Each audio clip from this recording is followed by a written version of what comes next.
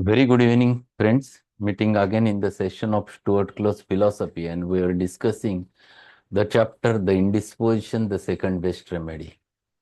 Yesterday, certain aspects of Second Best Remedy we have finished, and ultimately, at the end, he came to explain to his student that what is there in his mind regarding Second Best Remedy, and it is nothing but the placebo.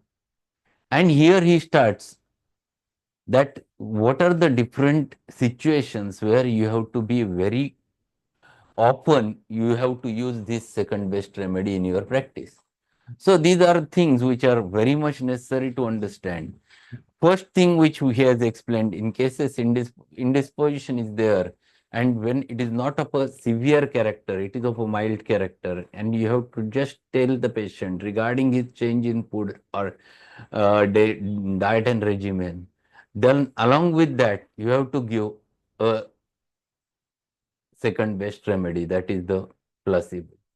So that thing with which he has started, and he came to explain that this is called as a doctrine of placebo, and which is very, very useful in your practice. Many times it happens that you have given very perfect remedy to the patient, and after remedy has acted and produced certain homeopathic aggravation, then there is a time that you have to stop the remedy, but at the same time patient should feel that he is taking the medicine. So you have to keep him on this second best remedy, that is the placebo, and it helps you many times. Another occasion which he has explained, that you are in doubt and you don't know exactly what remedy to be given. In certain situations, the best remedy is to start with the give the placebo and just work out with the case, and again give whatever is the indicated remedy. So there are many times you require the help of this second best remedy, and this is what we were learning. We were on page number 140, the two paragraphs which we have finished. Let us go with the third one. Marvelous are the results witnessed from the resort to this remedy in cases where it is indicated. I have seen it bring sleep to the insomnia when even morphine had failed. See, if you give it with confidence and tell the patient, yes, this remedy will going to give you better sleep, patient is always happy and he takes it and he gets the sleep. There is no need to give a sleeping pills, and it works.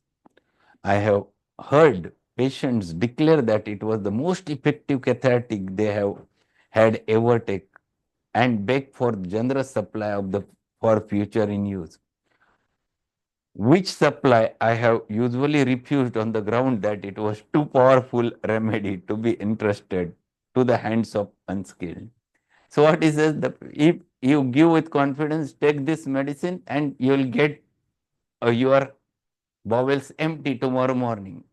And if it works, the patient always asks you, doctor, give that remedy which has worked beautifully in me. And they ask for more stock of the remedy. And then Stuart Close, he wittily says that, yes, I never gives it. I tell them this is most strong remedy. I will, otherwise it will, you will spoil the use of it. So these are the things with which you have to approach. This is called as skilled use of placebo. It is indeed too powerful and too useful a remedy to be held lightly and to be lightly used. The knowledge of its use is too dangerous to be disseminated among the laity. And don't tell that you are giving such a thing, not at all to the laity. Laity means a layman, common man. Don't tell that you are giving the remedies which doesn't carry the medicine. This is a open secret which you have to keep with yourself. It should be as jealously guarded as a trade secret worth millions. Never admit its use to any but the initiated, if you value your influence and reputation, but never fail to use it when your judgment dictates it. So, whenever you feel that there is no need of giving the medicine, give the second best remedy. So these are very specific indications, and how to utilize it skillfully. That's what he is explaining over there, and it has a big meaning. You should use these whenever it is necessary. This is what, to conclude that paragraph, he says. And then he says, let us glance at a few of the practical uses of the placebo. You are called to a new case. You see the patient and make your examination. You decide that it is a case for medication. You have written down your symptom findings and glanced over the record. The case is difficult and you are not able to decide offhand what remedy is indicated. You must have time and opportunity to study it up. The patient and friends want something done at once. Rapidly you turn over the case in your mind. This patient is seriously ill. To make a mistake in first prescription might be fatal, and it might prejudice the case by confusing it so that quick and satisfactory cure would be impossible. Your reputation in the new family will depend upon your success. You must retain the confidence of the patient, but you must have a time and make no mistake. So he has mentioned this is the common situation with homeopath's life, that you don't, you are not coming to the conclusion of a remedy, but you have to give something. You want a time to solve the case. And if it is so, then what is there in your hand is to give this remedy. This is where your knowledge of second best remedy comes into use. Calmly and confidently, you prepare and administer a generous SL powder. Leave explicit directions for use of as many subsequent doses as you deem judicious. Make an appointment to see the patient again in an hour or two or three, and then hie you to seclusion of your library, where you proceed to apply your knowledge of how to study the case and find the remedy according to the principles of Organon.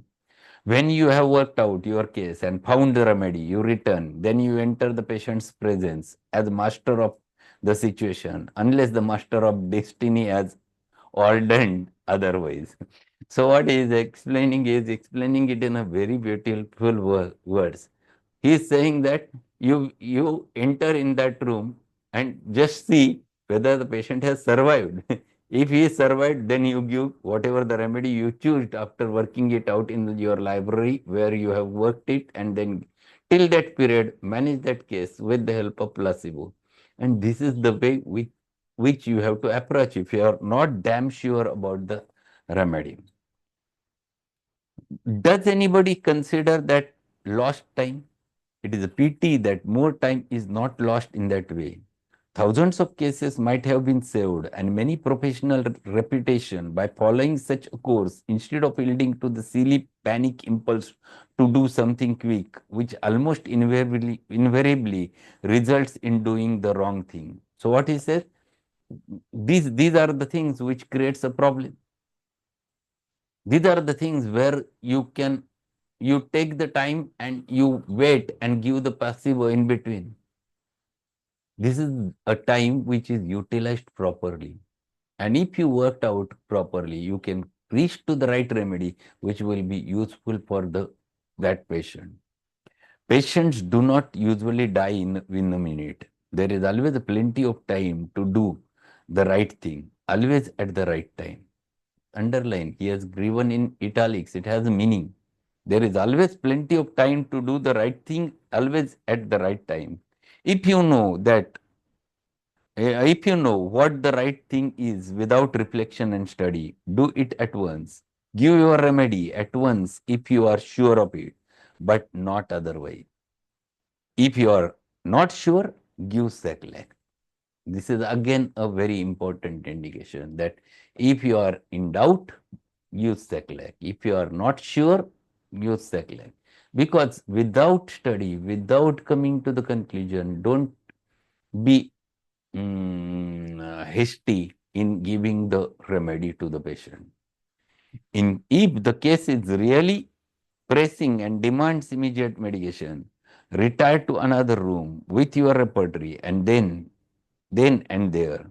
The very greatest of our prescribers, men like Boning Hussein's, Hearing, Lippe, Wells, Bigler, of those who are gone, and almost all our expert prescribers of today do not fail to carry their repertory with them to all cases, nor hesitate to use it in presence of other patient if necessary. Instead of arousing distrust on the part of patients, as you might think, it awakens the confidence.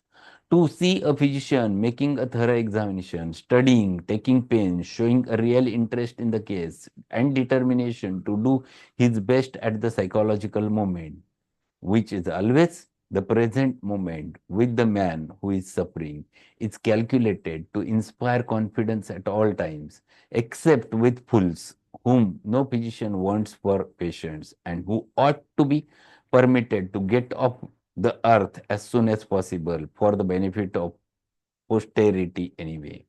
So what he's saying, if you carry your repertory in front of the patient or in front of the patient's relative, it doesn't make your value less. In fact, it shows that you are very serious about the patient's understanding. You are working hard to find it out a right remedy for the patient.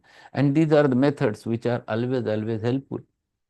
So he is explaining over there that all those masters who have practiced homeopathy and have written a lot of things in their life, they worked very hard with the patient. They used to carry their repertories along with them. Kent, Boning Hussain, or Lippe, all those patients, all those physicians who used to take their repertories along with them to reach to the over there, and then they used to work out the patient's symptoms and look into the repertory.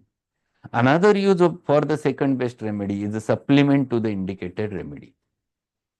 Experience shows that Hahnemann was right when he advised that the remedy should be stopped as soon as signs of improvement appear, and the curative reaction be allowed to go on without further repetition of doses as long as it will.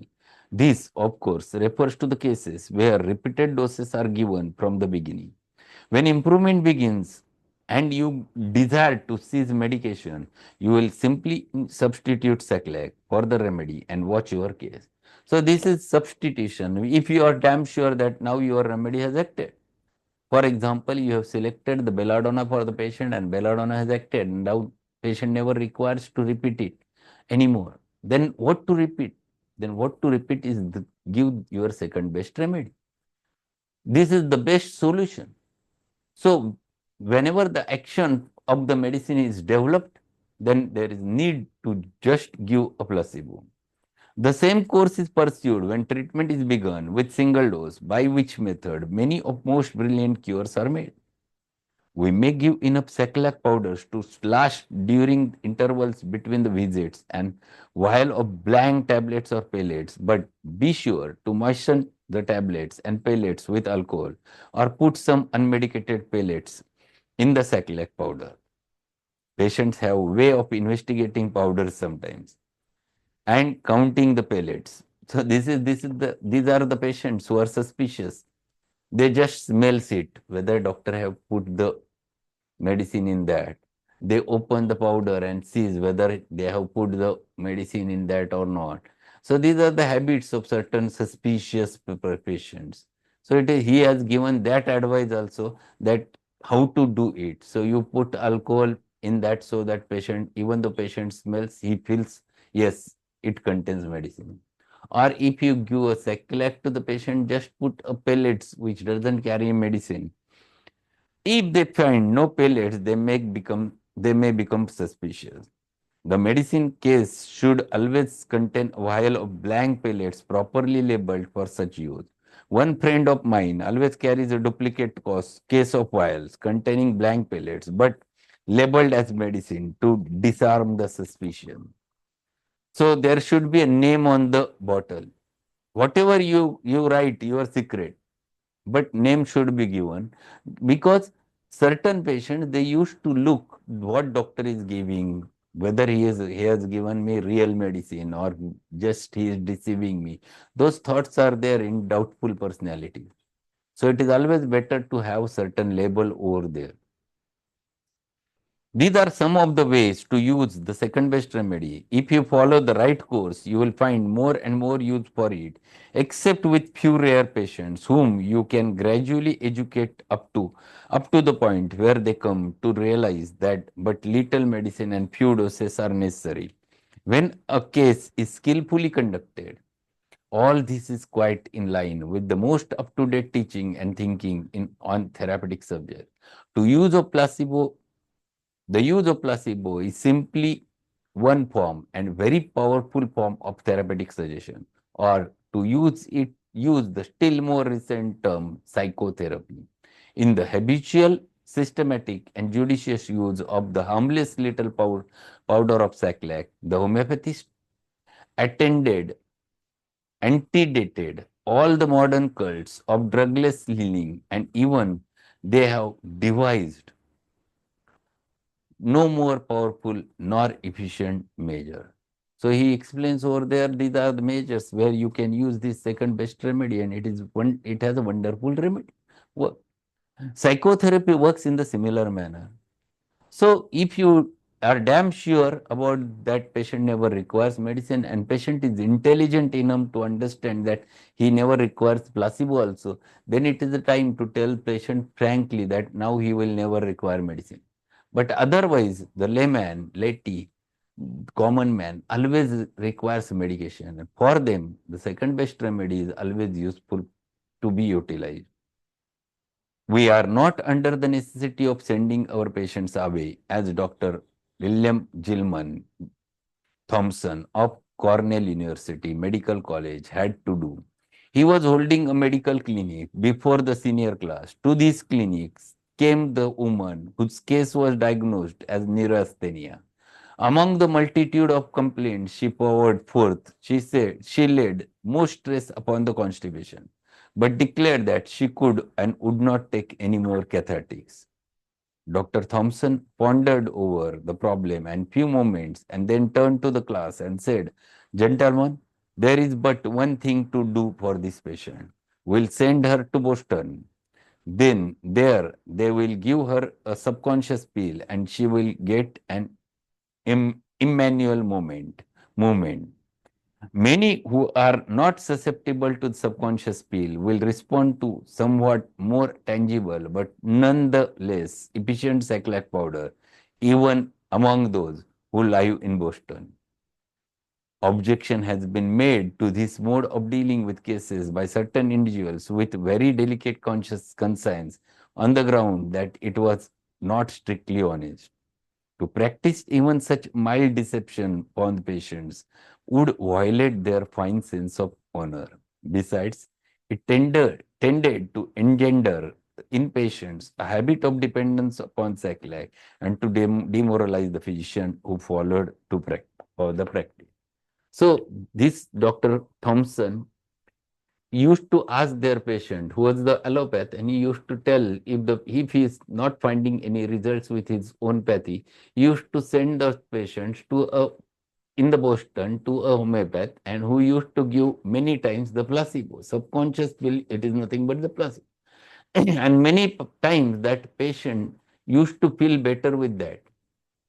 The people who knows that fact, they are criticizing the Thompson that he is not honest. He is not doing a wrong thing. But what Close says, certain times it is necessary to do a deception because it is the need of the time. Deception means persona. That is, sometimes it is needed. And then if you tell patient with confidence that these medicines will definitely work, then the placebo works. So this is too important to give such a things. But there are certain uh, cult practitioners who used to comment on this. Recall the words of him. Here he has written it HIM in capital. Him. It means he wants to say it related with the God or it is related with the Jesus. Recall the words of him who said, "Woe unto you, scribes and hypocrites, For he paid teeth of mint and anise, cook and cumin, and have omitted the weightier matters of law, judgment, mercy, and faith. These ought A to have done, and not to leave the other undone. A blind glides which train at gat and swallow a camel.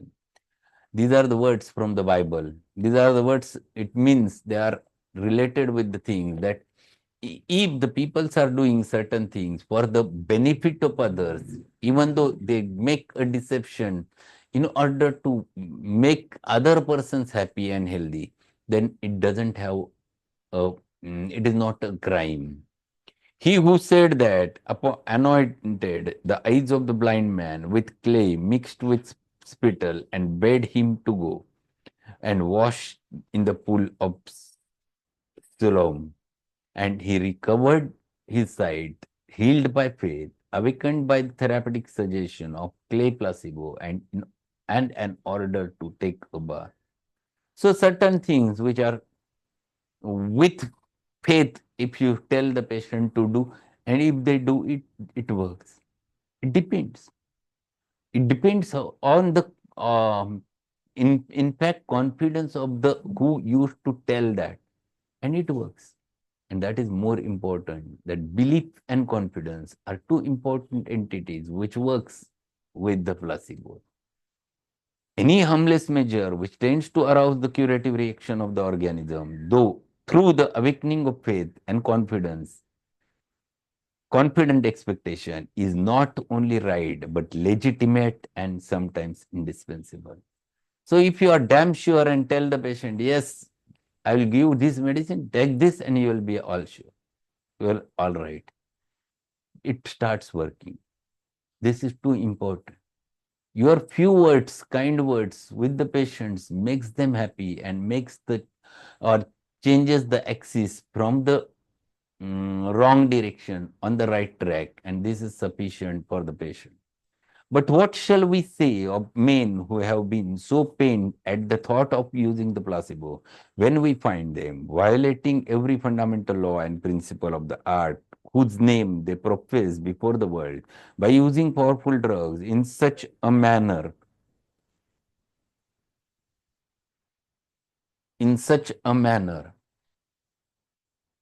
in their treatment of the sick in both public and private practice as to do irreparable injury. So there are certain persons who used to um, make a comment why to use placebo and this is wrong and this is against ethics. These are the people who doesn't understand what exactly meant by those importance of placebo. They never understand the question of faith. They never understand the question of confidence. They never understand the dynamics of the human being, and because of which they always criticize like that. Or what shall we say of men prominently before the public as official representatives of homeopathy in college and hospital who hurt patients in a metropolitan hospital ward, arbitrarily denominate them as a class without regard to their individual symptoms and give them all indiscriminately hypodermic injections, a preparation of digitalis for their hearts. This is indeed neglecting the weightier matter of the law. It is the irony of the fate and makes it impossible to say such a thing of men who conduct a great hospital which was specifically founded and financed for the purpose of dispensing the blessings of homeopathy to the poor of the great city. So he's explaining over there that instead of giving such a material entity to the patient and producing its hazardous effects on the human being, it is always better to give a placebo whenever in need and just give that those blessings of placebo to the patient, and it works beautifully in patient. So the importance of second best remedy he is trying to explain over there, and how to utilize with the confidence and how to utilize it tactfully, that he has tried to explain in this second part of the book. The only concluding part is remaining that will finish in tomorrow's session, so that it will be complete tomorrow. So that's all for today. And today we're going to learn one more remedy at 8:15 from fourth year syllabus. And it is a remedy which is an Indian drug, that is Abroma augusta. That is very important remedy which we are going to learn in today's session at 8:15. It is not given in regular Mater Americas, but it is given in Borix Mater America at the end in Indian drugs. And one must know that remedy. So just be there to learn Abroma at 8:15. Thank you and good evening. Thank you, sir. Have a good evening.